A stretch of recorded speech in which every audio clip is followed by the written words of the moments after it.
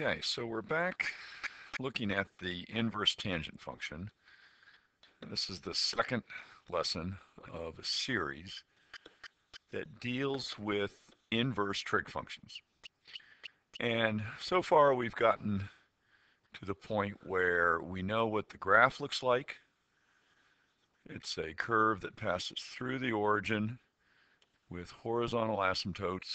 Here's x, here's y.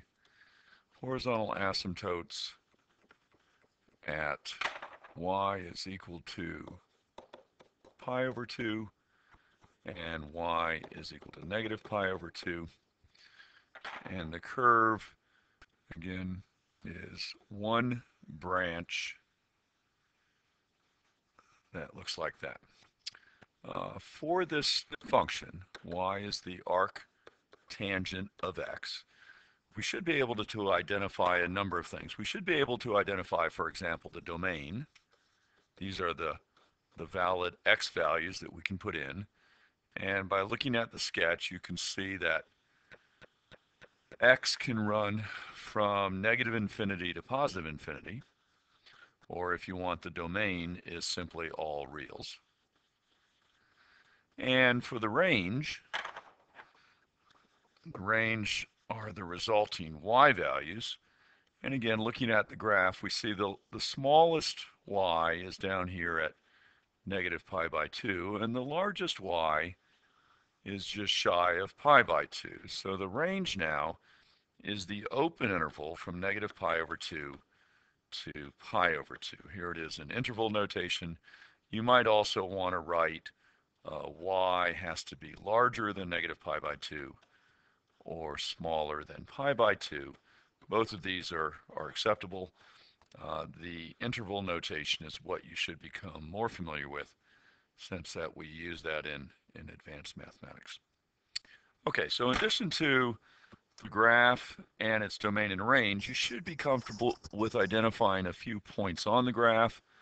Obviously, the origin, 0, 0, is a point on the curve. There's another interesting point right here, halfway up between 0 and pi by 2 is obviously pi by 4, and there is a point on the graph right here that has an x-coordinate of 1.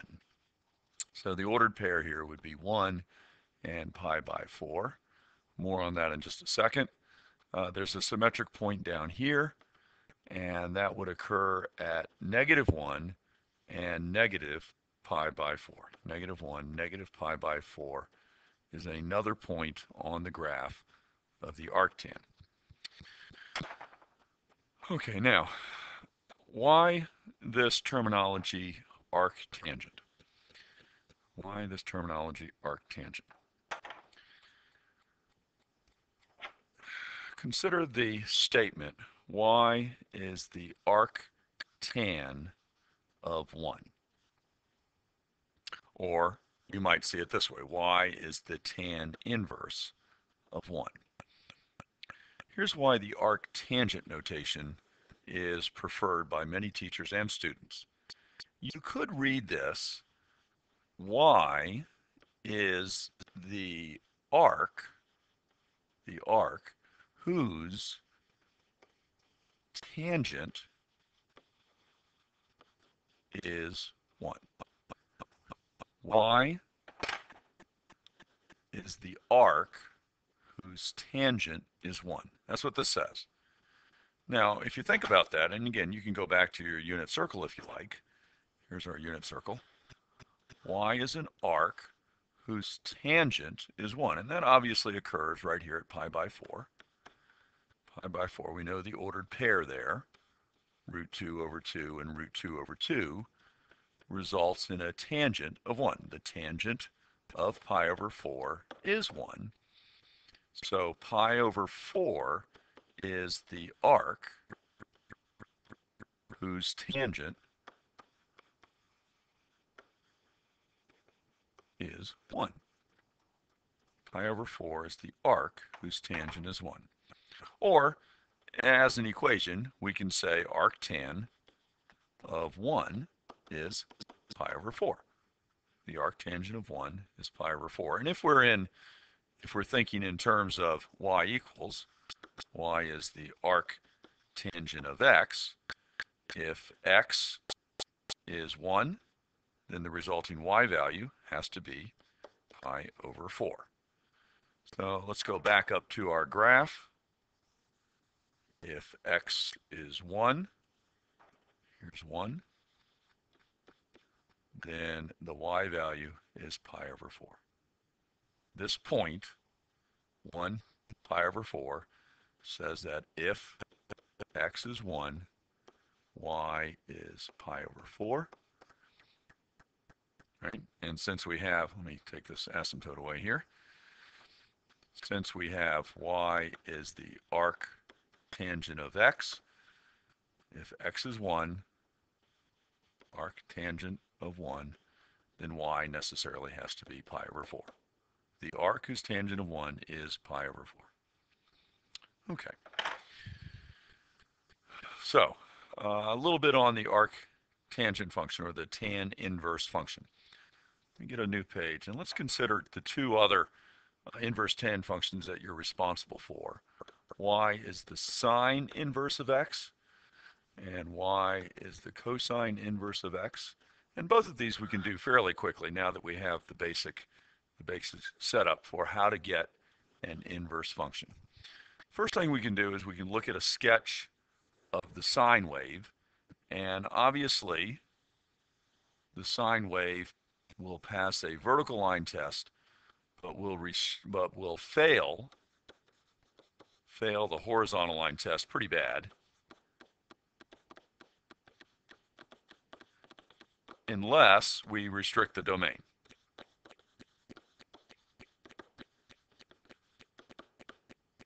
S-T-R-I-C-T, restrict the domain.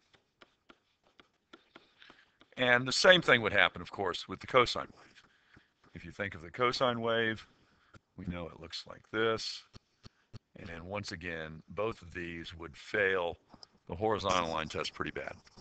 So what we have to do is we have to decide which portion of the wave that we will consider.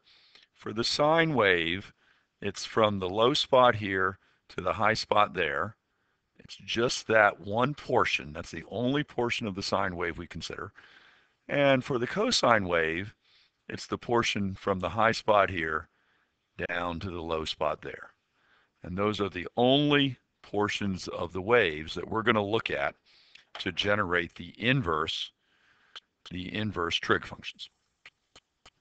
Okay. So let's go ahead and solve the resulting equations. Remember, we have y as the sine of x. Notice that the domain, the restricted domain, now is from negative pi by 2 to positive pi by 2. This will be a closed interval. And the range, of course, is from negative 1 to 1. We know the sine wave runs from negative 1 to 1 in the vertical direction. For y is equal to the cosine of x, our restricted domain is going to be from 0 to pi, and our range is still negative 1 to 1. And again, the cosine wave runs from negative 1 up to 1. For the domain here, you should be aware that the cycle of the cosine wave is 2 pi, so that we're going half a cycle. This has to be pi. So the x value runs from 0 to pi only. That's this. Okay, and the same thing over here. On the sine wave, we know that the cycle, the period of the sine wave is 2 pi. This is 2 pi. So that this would be pi, and this point here would be pi over 2, and the corresponding point in the negative direction would be negative pi by 2 here, positive pi by 2 there. Okay, so let's look at a slightly enlarged picture here. We'll make this a little bit larger so we can see what's going on. For our sine wave, we have this portion of the wave only coming through.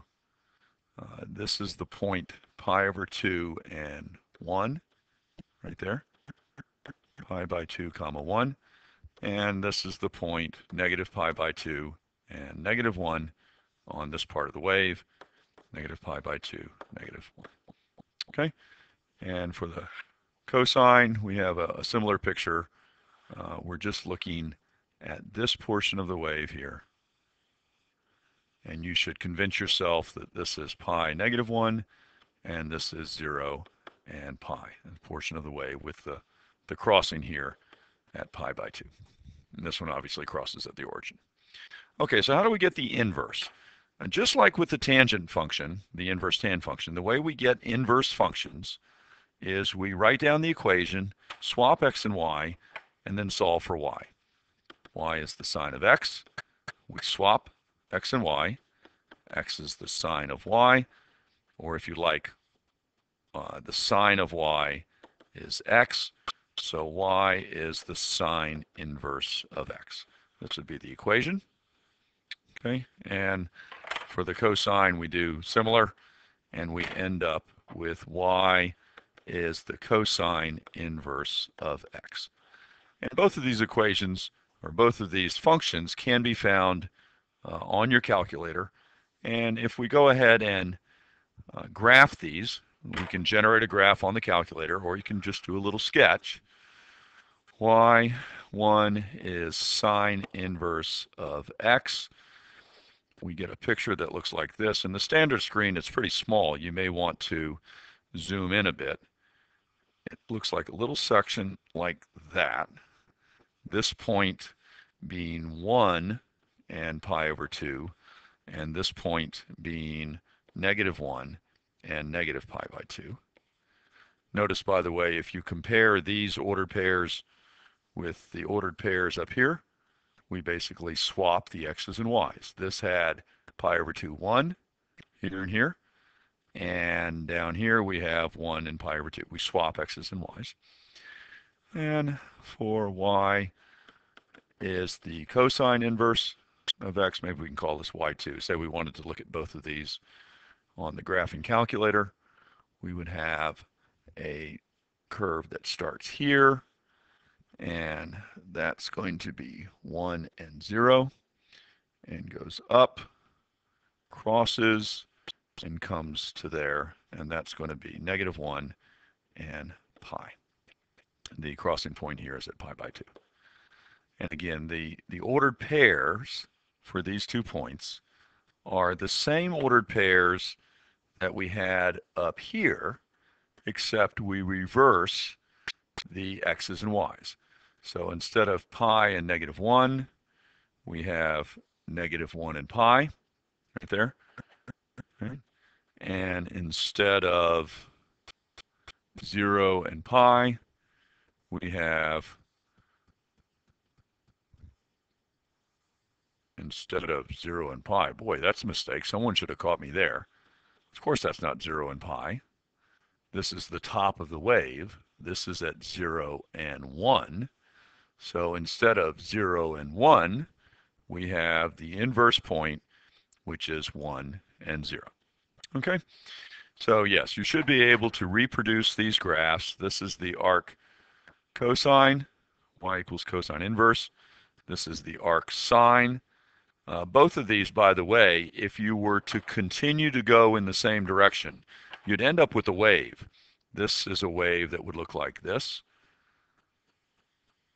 And this is a wave that would look like this. And of course, we cannot have these waves. Both of these sketches are not functions because they would fail a vertical line test. So we would have to take away all of the red sections here to allow the remaining part of the wave to pass the vertical line test. And of course, that gives us our restricted portions of the graph. Okay, so once again, we should probably go ahead and write down the domain and range for these inverse trig functions. The domain here of the sine inverse is negative 1 to 1. The x's, this is x, this is y. The x runs from negative 1 to 1. And the range now would be the vertical. That runs from negative pi over 2 to pi over 2. That would be the vertical y direction from there to there. For the arc cosine, y equals cosine inverse, the domain is again -1 to 1. That's the x values. Here's the x-axis, here's the y-axis.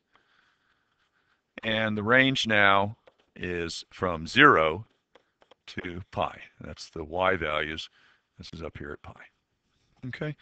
And it shouldn't be terribly surprising. Remember, domain over here, this domain, let's look at the arc sine for a minute.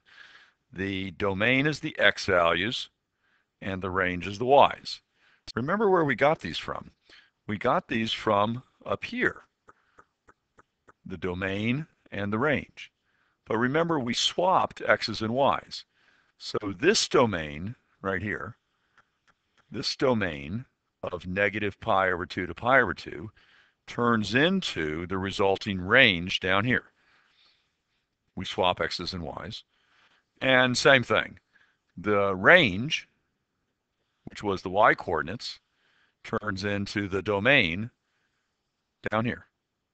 Okay? Domain down there. Okay, let's go ahead and stop there, and we'll do session 3 in just a little bit.